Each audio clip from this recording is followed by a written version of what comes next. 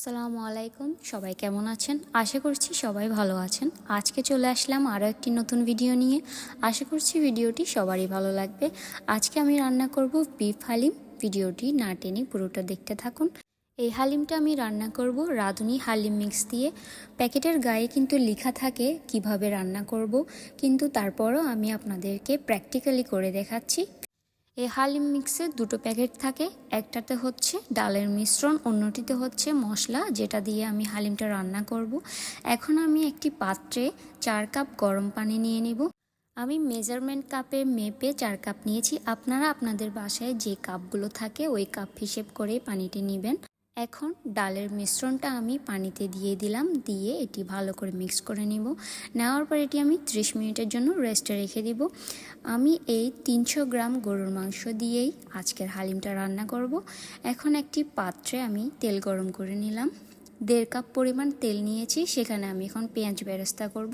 আমি 4টি মিডিয়াম সাইজের পেঁয়াজ কুচি করে নিয়েছি বেরেস্তা করার জন্য। বেরেস্তা আমি এখান থেকে কিছুটা তুলে রাখবো, সেটা আমি পরিবেশনের সময় ব্যবহার করব। বেরেস্তা করা হয়ে গিয়েছে, এখন আমি এখান থেকে হাফ বেরেস্তা তুলে রেখেছি। এখন বাকি বেরেস্তার মধ্যে দিয়ে দিলাম 3 চা চামচ পরিমাণ আদা রসুন বাটা, 1 চা চামচ হলুদ, 1 চা চামচ মরিচ আর 1 চা চামচ কাশ্মীরি মরিচ, দিয়ে দিলাম স্বাদ মতো লবণ।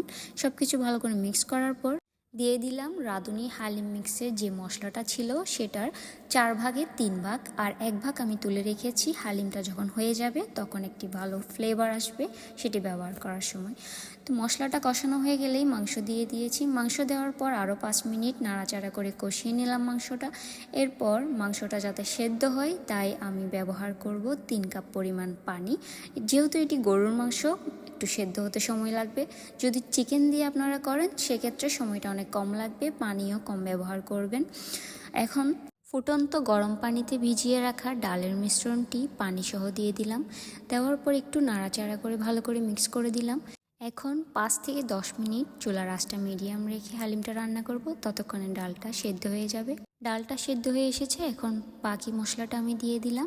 হালিম রান্নার শেষ পর্যায়ে একটি ফ্রাই প্যানে হালকা পরিমাণে তেল দিয়ে সেখানে গোটা রসুন আর কয়েকটি শুকনো মরিচ দিয়ে আমি হালিমটা বাগার দিয়ে দিলাম, তাতে ফ্লেভারটা ভালো হবে।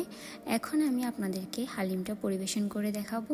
আর হ্যাঁ, একটি কথা বলতে ভুলে গিয়েছি, আপনারা হালিমটা অনবরত নাড়াচাড়া করতে থাকবেন, নয়তো কিন্তু এটি লেগে যাবে। হালিমটা একটু পাতলা থাকতেই নামিয়ে নেবেন, কারণ এটি ঠান্ডা হওয়ার পরে অনেকটা ঘন হয়ে যায়।